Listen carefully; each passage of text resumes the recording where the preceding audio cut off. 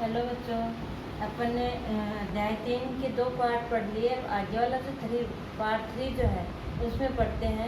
कल अपन पार्ट 2 के अंदर पढ़े थे खनिजों का वितरण कहाँ कहाँ है किया गया है, मतलब खनिजों का वितरण किस तरह से पाया जाता है, किस कौन कौन से महाद्वीप में कौन कौन से खनिज पाए जाते हैं, उनका आज अपन पढ़ेंगे।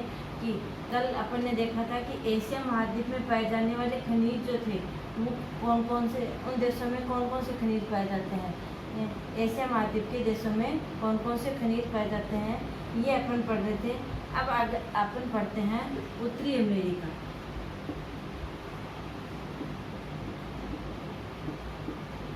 उत्तरी अमेरिका उत्तरी अमेरिका के अंदर 3 जगह पर यानी 3 क्षेत्रों के अंदर क्या पाए जाते हैं, खनिज निक्षेप पाए जाते हैं। उत्तरी अमेरिका के 3 क्षेत्रों में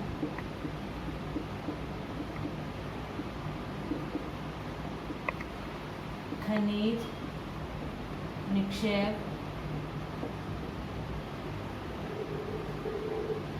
पाए जाते हैं। उत्तरी अमेरिका के 3 क्षेत्रों में खनिज निक्षेप पाए जाते हैं। और 3 क्षेत्र कौन कौन से हैं? है कनाडियन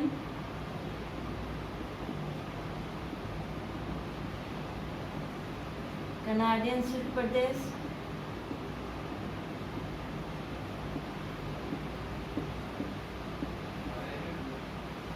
अल्पेशियन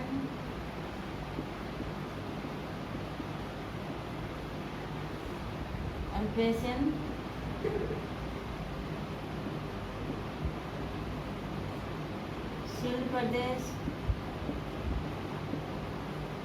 और तीसरा है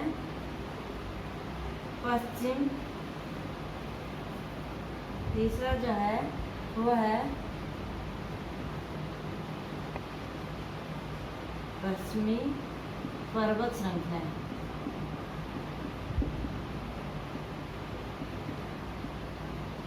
इनमें इन क्षेत्रों के अंदर उत्तरी अमेरिका में क्या पाए जाते हैं, खनिज निक्षेप पाए जाते हैं।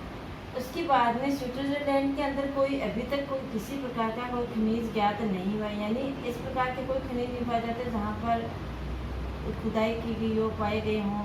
ठीक है। विश्व में सबसे अधिक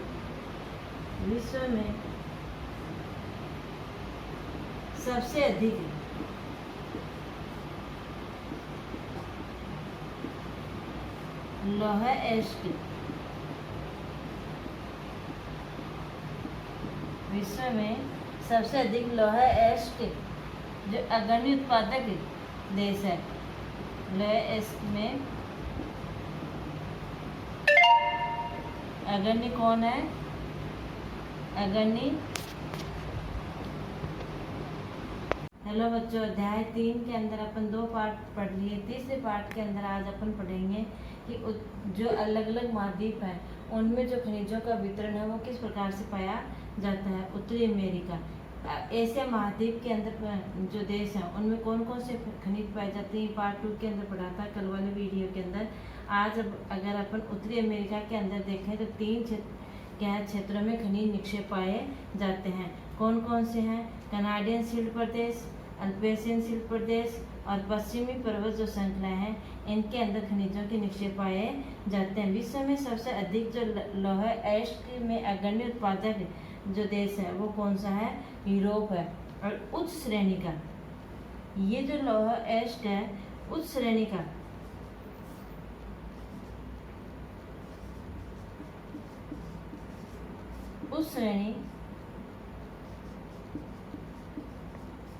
लौह एस्क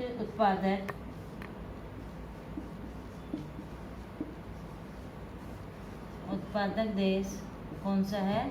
ब्राजील। उस श्रेणी के जो लौह उत्पादक देश है वो कौन सा है? ब्राजील। ठीक है। विश्व में सबसे अधिक, विश्व की प्राचीनतम जो शहर है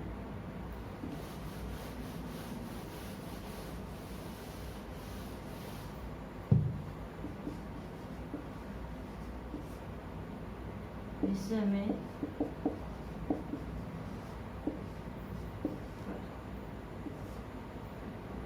प्राचीनतम सेल कहाँ पाई जाती हैं? ऑस्ट्रेलिया के अंदर। विश्व की सबसे प्राचीनतम सेल कहाँ पाई जाती हैं? ऑस्ट्रेलिया के अंदर पाई जाती हैं। खनिज संसाधनों की दृष्टि से, खनिज संसाधनों की दृष्टि से सबसे धनी, खनिज संसाधनों की दृष्टि से सबसे धनी महाद्वीप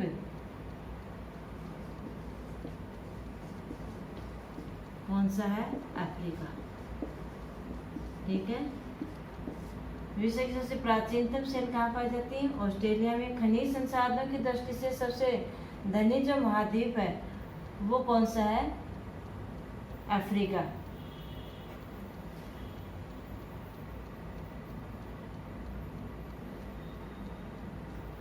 ऑस्ट्रेलिया के अंदर खनिज संसाधनों की दृष्टि से। अब देखो अफ्रीका में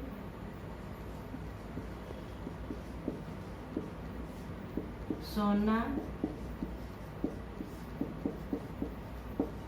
प्लेटिनम,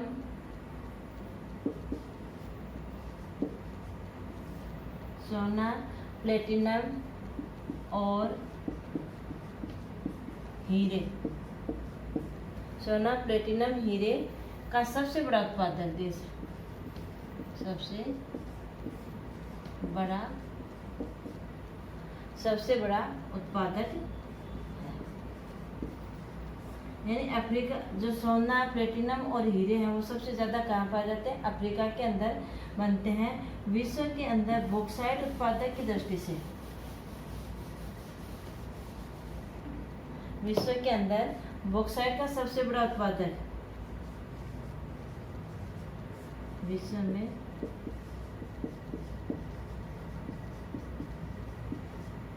बॉक्साइट का सबसे बड़ा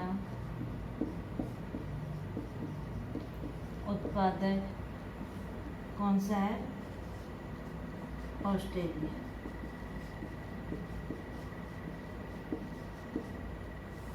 विश्व में बॉक्साइट का सबसे बड़ा उत्पादक कौन सा है? ऑस्ट्रेलिया। ठीक है। ऑस्ट्रेलिया के अंदर सोने की दो खान पाई जाती हैं, उनका नाम क्या है?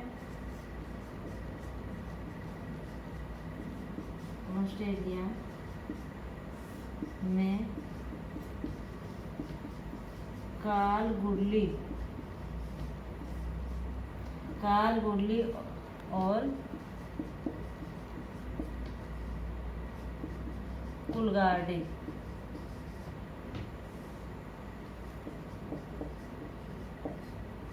सोने की खान है। तो कालगुडली और कुलगार्डी सोने की खान कहाँ है? ऑस्ट्रेलिया के अंदर। बॉक्साइट का सबसे बड़ा उत्पादक देश कौन सा है? ऑस्ट्रेलिया। अफ्रीका के अंदर सोना, प्लेटिनम और हीरे का सबसे बड़ा उत्पादक है। खनिज संसाधनों की दृष्टि से सबसे जो धनी महाद्वीप है वो कौन सा है? अफ्रीका है। विश्व की प्राचीनतम सेल कहाँ पाई जाती हैं? ऑस्ट्रेलिया के अंदर पाई जाती हैं। अब देखो भारत के अंदर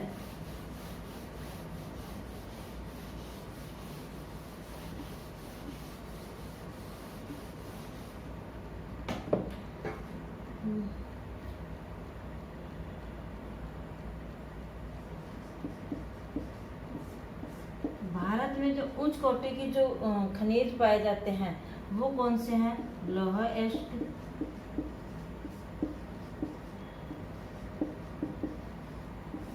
उच्च कोटि के जो पाए जाते हैं, उच्च ग्रेड के जो खनिज पाए जाते हैं वो कौन से हैं?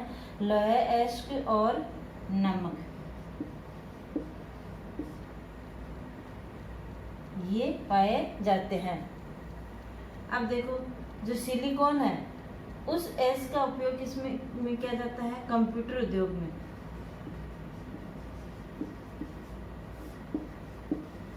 कंप्यूटर उद्योग में किस खनिज का उपयोग किया जाता है? सिलिकॉन का।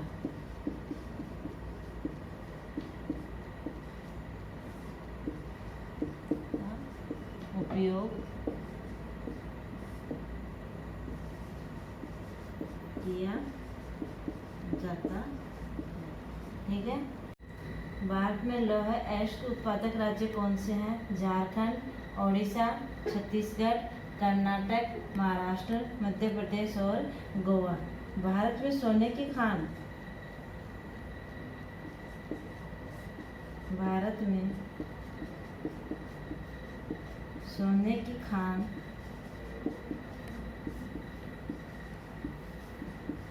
कर्नाटक के, भारत में सोने की खान कर्नाटक के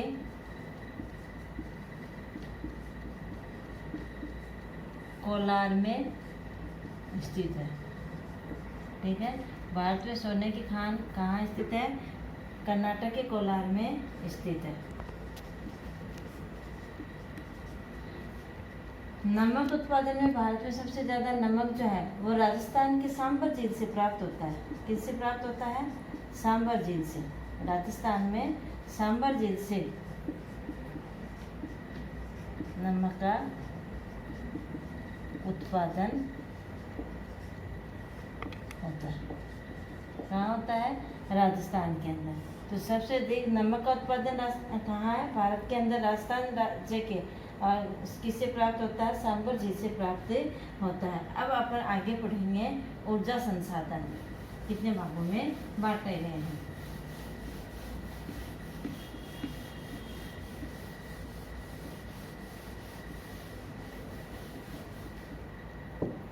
ऊर्जा संसाधनों को कितने भागों में बांटा गया है?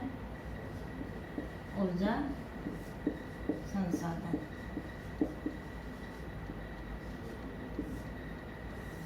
ऊर्जा संसाधनों को दो भागों में बांटा गया है। कितने भागों में? दो भागों में। एक है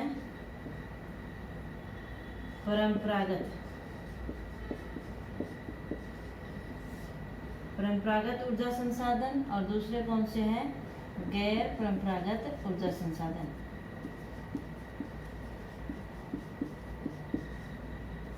ठीक है। ऊर्जा संसाधन को कितने भागों में बांटा गया है? दो भागों के अंतर्गत बांटा गया है, परंपरागत ऊर्जा संसाधन और गैर परंपरागत ऊर्जा संसाधन। अब देखो इसके अंदर कई बार क्या आता है, ऊर्जा संसाधनों को कितने भागों में बांटा गया है उनका वर्णन कीजिए, या परंपरागत गैर परंपरागत ऊर्जा संसाधनों में अंतर स्पष्ट कीजिए, या किन्हीं दो गैर परंपरागत ऊर्जा संसाधनों का वर्णन कीजिए, या परंपरागत ऊर्जा संसाधनों का वर्णन कीजिए। ठीक है। उदाहरण सहित इनका वर्णन पूछ लिया जाता है। कभी बड़ा प्रश्न जैसे ऊर्जा संसाधनों कितने भागों में बांटा गया है उनकी व्याख्या वर्णन कीजिए, व्याख्या कीजिए। परंपरागत गैर परंपरागत ऊर्जा संसाधनों में अंतर स्पष्ट कीजिए। फिर पूरा ना पूछ करके कभी इतना ही पूछ लिया जाता है, किन्हीं दो गैर परंपरागत ऊर्जा संसाधनों का वर्णन कीजिए, उदाहरण दीजिए। ठीक है ना। तो प्रश्न को कैसे भी घुमा फिरा के वो पूछ सकता है। फिर परंपरागत और गैर परंपरागत ऊर्जा संसाधनों से लाभ तथा हानि बताइए, ये भी ऐसे भी पूछ सकता है। तो ये अपना पूरा इसके अंतर्गत पढ़ेंगे। तो शक्ति ऊर्जा जो है वो हमारे जीवन में, शक्ति एवं ऊर्जा हमारे जीवन में क्या है, इनका बहुत महत्वपूर्ण स्थान होता है। शक्ति और ऊर्जा का हमारे जीवन में बहुत महत्वपूर्ण स्थान होता है। शक्ति एवं ऊर्जा का। ठीक है। शक्ति एवं ऊर्जा का हमारे जीवन में क्या होता है, महत्वपूर्ण स्थान होता है। जैसे उद्योग, कृषि, परिवहन, संचार। कौन से? उद्योग, कृषि, संचार, परिवहन,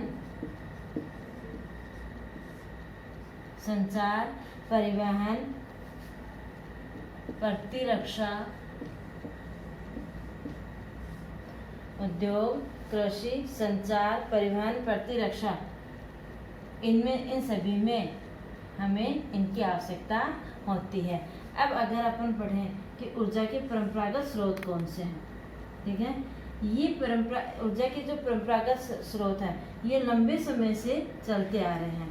यानी ये जो स्रोत है, इन स्रोतों का निर्माण अभी नहीं हुआ, बहुत सालों। एक मानव जीवन में इन स्रोतों का निर्माण नहीं हो सकता। इनको बनने में लाखों करोड़ों वर्ष लग जाते हैं। इसीलिए इनका जो हमें उपयोग हमेशा किसके हिसाब से करना चाहिए, मित्रता के हिसाब से इनका हमें प्रयोग करना चाहिए, उपयोग करना चाहिए, क्योंकि इनको बनने में क्या लग जाते हैं, हजारों लाखों वर्ष बनने में लग जाते हैं। जैसे कोयला, पेट्रोलियम, प्राकृतिक गैस, ये सब क्या हैं, ऊर्जा के परंपरागत स्रोत, ये संसाधनों के अंतर्गत आते हैं। अब अगर अपन देखें कि ऊर्जा के परंपरागत वे स्रोत हैं, इसकी जो परिभाषा है वो क्या है, ऊर्जा के परंपरागत वे स्रोत हैं, ऊर्जा के परंपरागत वे स्रोत हैं जो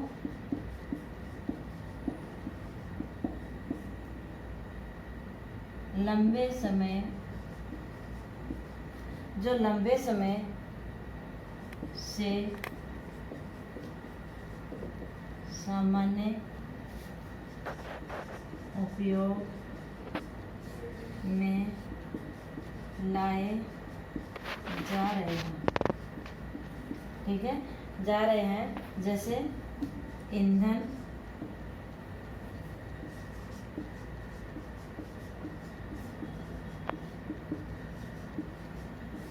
और जीवाश्म, ईंधन और जीवाश्म जो लंबे समय तक, यानी जो लंबे समय से चले आ रहे हैं, सदियों से चले आ रहे हैं। कुछ स्रोत ऐसे होते हैं जिनका निर्माण हाल ही के दशकों में किया गया है, और कुछ का क्या बहुत लंबे समय से चलते आ रहे हैं, वो क्या है, परंपरागत ऊर्जा के स्रोत कहलाते हैं, जैसे ईंधन और जीवाश्म। इन ईंधनों के अंदर कौन कौन आता है, ये अपन अभी पढ़ेंगे कि किन किन से ईंधन और कौन कौन से जीवाश्म, जो पेड़ पौधे जीव जंतुओं के दबने से जो प्राप्त हुए हैं, उनके जो स्रोत प्राप्त हुए हैं, वो सब क्या है, जीवाश्म। ठीक है, अब अपन पढ़ते हैं परंपरागत ऊर्जा के संसाधन कौन कौन से हैं। पहले इनमें अंतर देख लेते हैं एक बार। परंपरागत और गैर परंपरागत जो ऊर्जा संसाधन है, उनमें क्या है अंतर, क्या अंतर है, अंतर ये है कि जो परंपरागत स्रोत हैं, स्रोत जो है वो क्या है, अनवीनीकरण, यानी मानव जीवन में इन स्रोतों का क्या नहीं हो सकता, पुनर्निर्माण नहीं हो सकता। और जो गैर परंपरागत स्रोत है,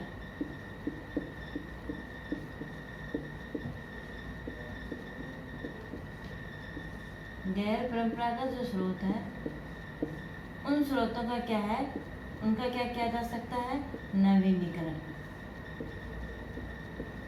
यानी ये नवीकरण है, ये अनवीकरण है, इनका एक मानव जीवन में वापस पुनः नहीं बन सकते।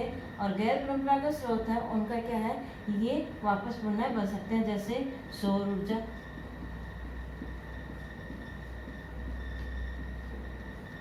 ठीक है, पवन ऊर्जा,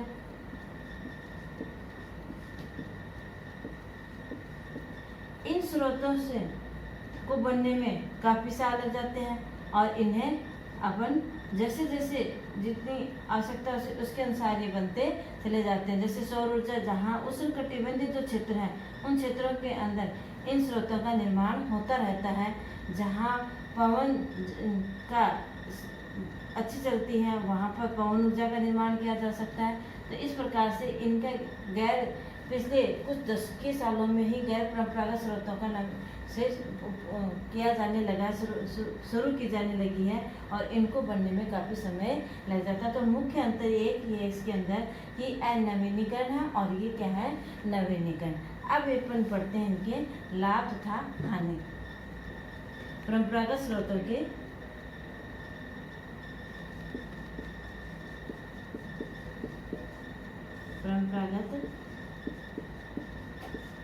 स्रोतों के लाभ तथा हानि। सबसे पहले है ईंधन।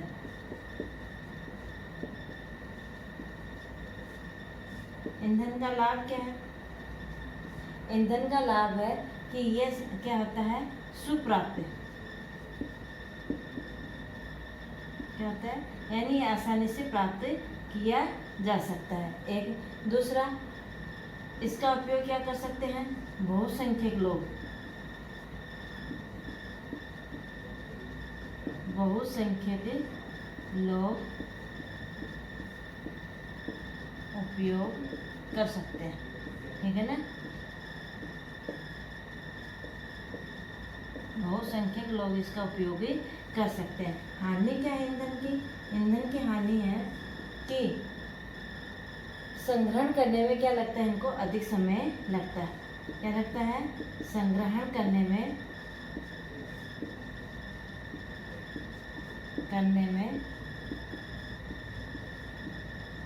अधिक समय लगता है।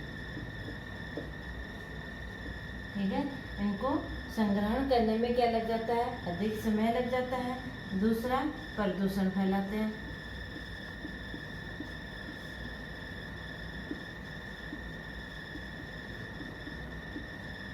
ठीक है, और तीसरा क्या है? हरित ग्रह प्रभाव में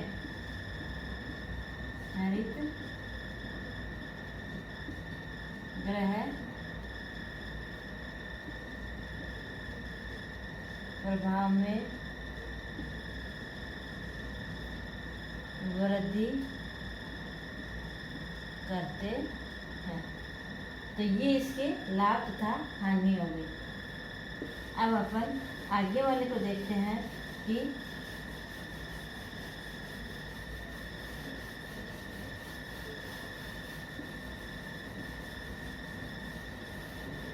दूसरा है कोयला।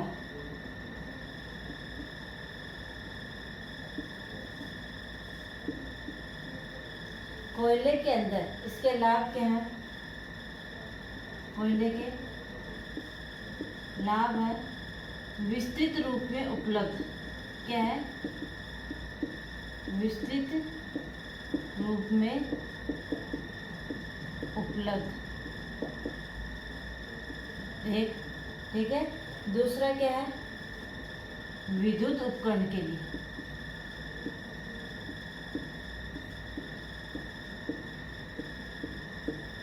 विद्युत बनाने के लिए कोयले का प्रयोग किया जाता है। तो कि दूसरे क्या होगा? विद्युत उपकरण बनाने के लिए। हानि क्या है? प्रदूषण फैलाता है। ठीक है ना, हानि क्या हो गई? प्रदूषण फैलाता है। और दूसरा, परिवहन के लिए भारी।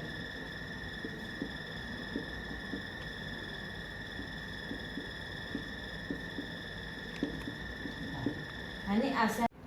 प्राकृतिक गैस।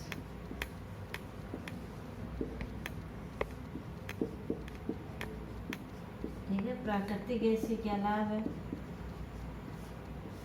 प्राकृतिक गैस के लाभ है कि आसानी से परिवहन। क्या है? आसानी से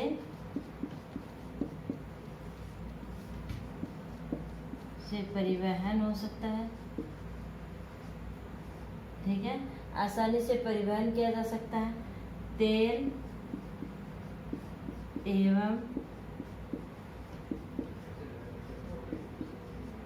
कोयले, तेल एवं कोयले से अधिक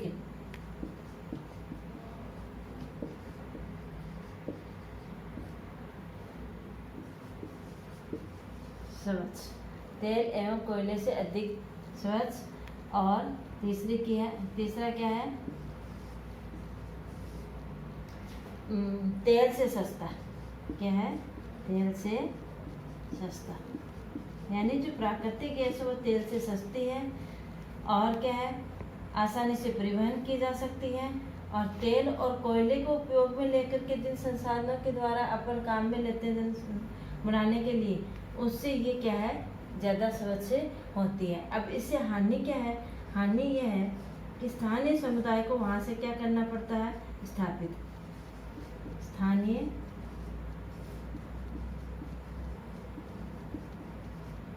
स्थानीय समुदाय का क्या करना पड़ता है? विस्थापन। वहाँ से उनको हटाना पड़ता है। ठीक है, और प्राकृतिक गैस निकालने के लिए जिन संसाधनों का उपयोग किया जाता है, यानी वहाँ पर उद्योग स्थापित उद्योग स्थापित करना महंगा एवं क्या लगता है, समय लग जाता है, अधिक खर्चीला होता है, अधिक खर्चीला एवं अधिक समय लगता है।